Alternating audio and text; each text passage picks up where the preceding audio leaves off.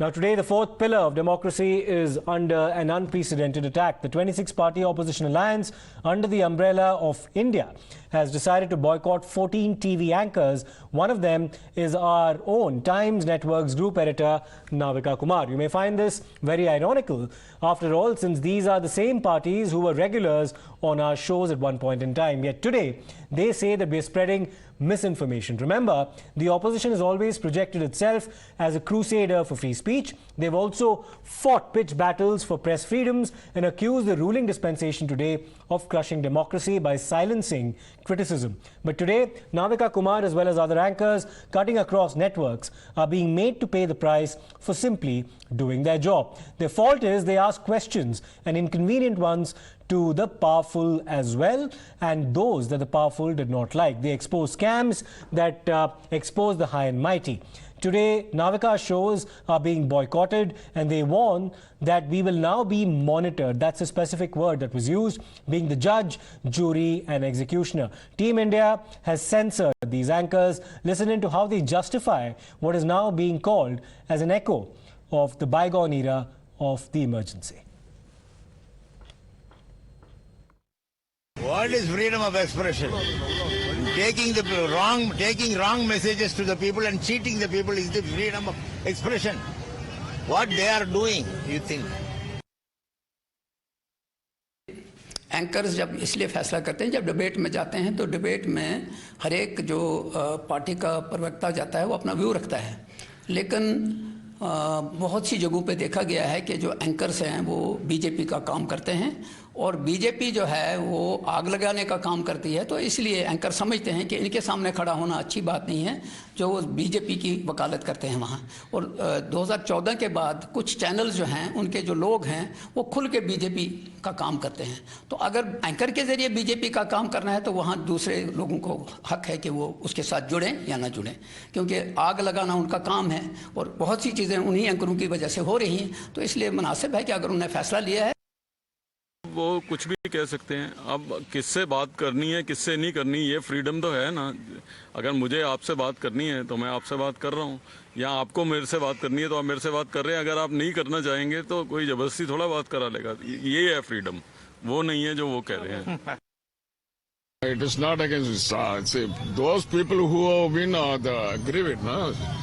They should have gone for this resolution. So whatever they said, if they explained in a proper way, if it is accepted by India, that has been taken cognizance and we have to do it accordingly. Corrective measures have been taken, that's all. Now, the Bharatiya Janata Party has asked the India Alliance if this is really the Mohabbat ki dukaan that Rahul Gandhi speaks of when they've now decided to boycott a certain number of TV anchors. Media पर प्रहार करना इनके लिए कोई नई बात नहीं है, ये तो इनके डीएनए में है। देश में आपातकाल का वो काला समय भी देश ने देखा, देश के मीडिया ने देखा, जहां मीडिया को ब्लैकआउट किया था। मीडिया की आवाज को बंद करने का काम इंदिरा गांधी जी ने, कांग्रेस ने किया था। आज एक बार फिर कांग्रेस और गठबंधन जो इंडिया अलायंस, उन्होंने फिर एक बार मीडिया की आवाज को कुचलने का काम किया। और मैं तो ये कहूँगा, इनको तो अपना नाम एंटी अलायंस रखना चाहिए, क्योंकि ये एंटी सनातन, एंटी डेमोक्रेसी, एंटी दलित, एंटी नेशनल, एंटी कॉन्स्टिट्यूशन और अब एंटी मीडिया हो गए। Congress mentality is the people or the anchor or the channel or the news agencies, if they talk in their favor, it is good. If they ask some uncomfortable question because they have done corruption, they have always indulged in tushtikarna rajniti. When all such questions media ask, they feel uncomfortable. It should be never be done, and they should. It is a democracy.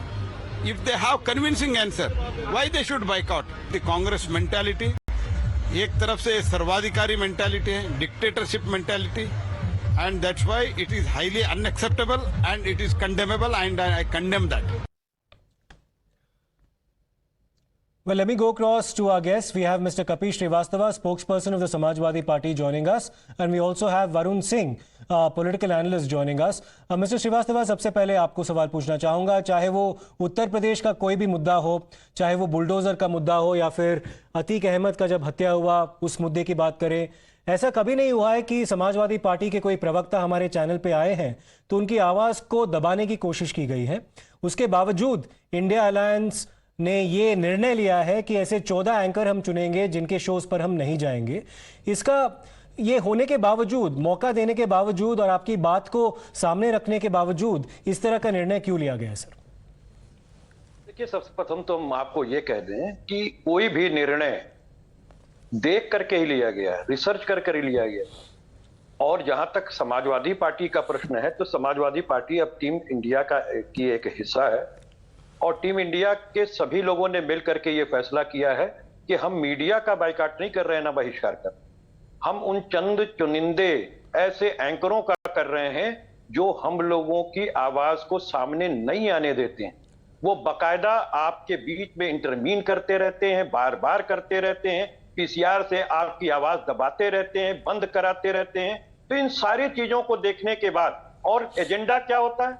Agenda national, राष्ट्रीय नहीं होता कि राष्ट्रीयता की वजह से आपको करना है या आप प्रोग्राम बने। आप भारतीय जनता पार्टी के नफरत के एजेंडे को जब अपना लेते हैं तो निश्चित तौर पे वहां पे टीम इंडिया बहिष्कार करेगी, क्योंकि हम एंटी नेशनल डिबेट में शामिल नहीं हो सकते। जहां दो धर्मों के बीच में आग लगाई जा रही हो, जहां जातियों का विभाजन किया जा रहा हो, जहां मणिपुर जैसी घटनाओं पे पर्दा डालने की कोशिश की जा रही हो, जहां उसकी तुलना जो है अन्य राइज के जो लॉ एंड ऑर्डर के फेल्योर से उससे आप कर रहे हैं, तो ये बिल्कुल ये नहीं चलेगा।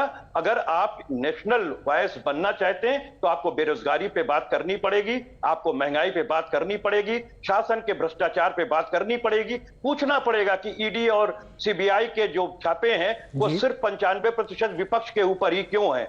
क्या इनके तमाम वो लीडर्स, क्या जो तमाम लीडर्स जिन पे इन्होंने आरोप लगाए वो भारतीय जनता पार्टी में जाने के बाद वॉशिंग मशीन में साफ हो जाते हैं? और कोई मीडिया चैनल या इस तरह के एंकर फिर भी उनके बचाव करते हुए नजर आते हैं, तो टीम इंडिया निश्चित तौर पे ये लोकतांत्रिक और हमारा मौलिक अधिकार है कि हम अगर कोई हमारे एजेंडे को नहीं बल्कि देश के एजेंडे को ना चला रहा हो, वो भारतीय जनता पार्टी के एजेंडे का पार्ट हो गया हो, तो हम उसका बहिष्कार करेंगे। ये हमारा लोकतांत्रिक और मौलिक अधिकार है। आप कह रहे हैं कि in the spirit of democracy है, एक बॉयकॉट भी एक राइट होती है, लेकिन मैं बाकी चैनल्स की तो बात नहीं कर सकता सर, लेकिन टाइम्स नाउ के बारे में जरूर कहूंगा कि जब भी समाजवादी पार्टी के कोई प्रवक्ता आए हैं, चाहे वो एक राष्ट्रीय मुद्दा हो या फिर उत्तर प्रदेश के मुद्दे की बात करें, तो उनको अपनी बात रखने का पूरा मौका दिया गया है, चाहे वो जो भी एंकर हो। Let me in fact take this across to mister Varun as well, mister Varun Singh.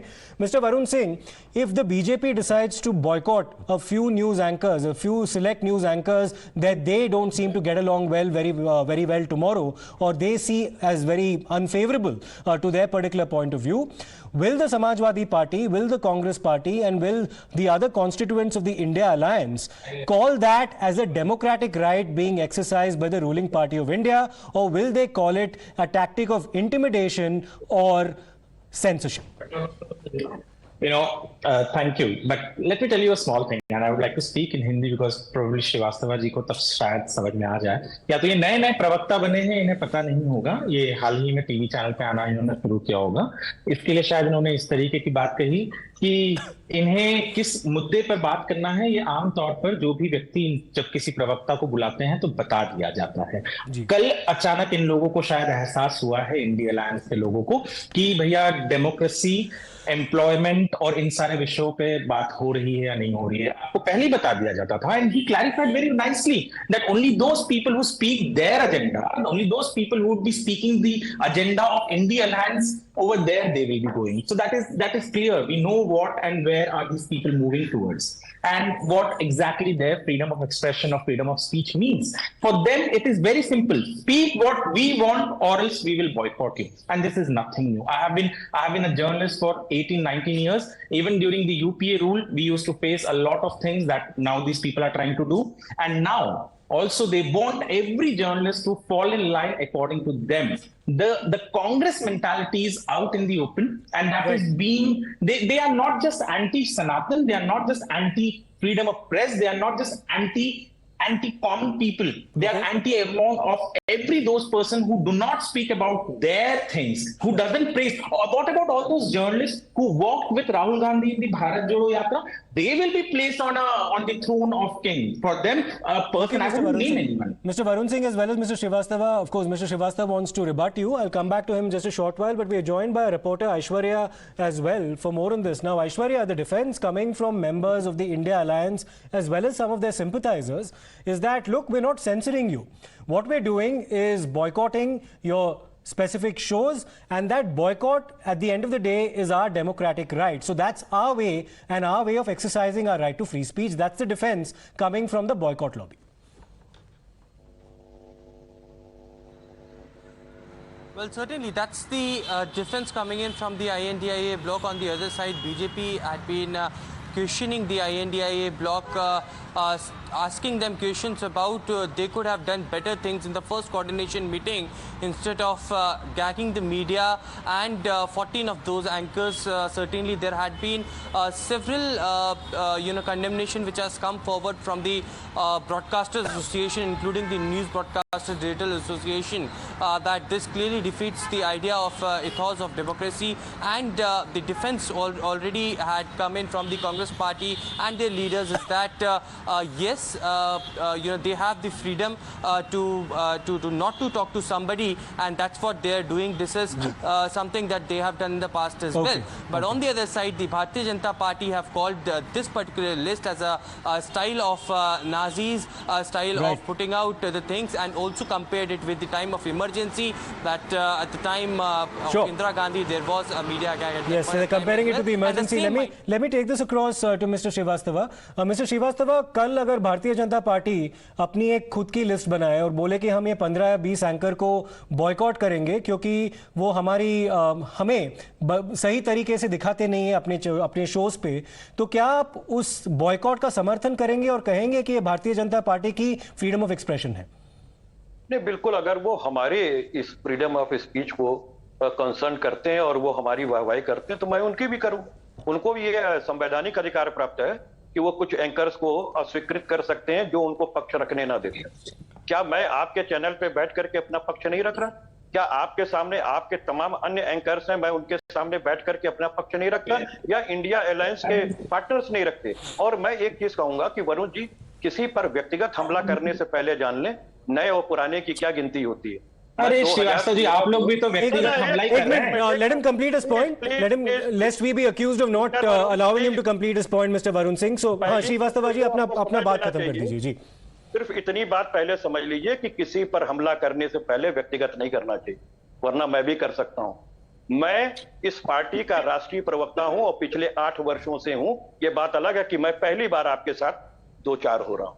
क्या इस चैनल पे मैं पिछले 2 सालों से नहीं आ रहा हूं या अन्य चैनलों पे नहीं आया? आपने नया क्या कहा, क्यों कहा? मैं तो इस बात को कहता हूं कि अगर आपकी पत्रकारिता 4 दिन की है या उस लायक नहीं है तो ये व्यक्तिगत हमला होगा, और ये मैं समझता हूं कहीं से उचित नहीं है। एक तो पहले इसको आप अपने लैंग्वेज को सही कर लीजिए, और दूसरी चीज मैं आपको ये कहना चाहता हूं बड़े निवेदन के साथ कि सुप्रीम कोर्ट ने 2022 और 2023 में अपने कुछ वर्डिक्ट्स के अंदर इस बात को कहा है कि कुछ चैनल के एंकर्स हैं जो वायलेशन फैलाते हैं, जो नफरत के बयान जारी करते हैं, जो हेट स्पीचेस करते हैं। मैं नाम नहीं लेना चाहता हूं, आप खूब अच्छे से जान रहे हैं वो 2 लोग। आज एक एंकर साहब है, वरुण सिंह जी आपसे कुछ बोलना चाहते थे। Mister Varun Singh, please complete your point, we have to wrap this show up. Nothing, I just have a simple thing to tell Mr. Srivastava। एक मिनट मिस्टर श्रीवास्तव, उनकी बात भी सुन लीजिए जी। You know, ये आज व्यक्तिगत, he is trying to say that don't make personal attacks. They have made personal attack. They have put the life of 14 journalists in this country at risk. They have left their supporters on them to attack them by naming them, by shaming them. This is what they have done. And this person sitting over there, is he trying to say that that is what I'm trying to say. The India Alliance only wants to make personal attacks. ये व्यक्तिगत हमला करेंगे, पर ये नहीं चाहते। Okay, Mr. Varun Singh, as well as Mr. Kapil Srivastava, I hope I've given both of you an equal opportunity to put forth your points of view. Thank you for joining us on this show. We have to slip into a short break right now. We'll come back with more on the other side. Stay tuned.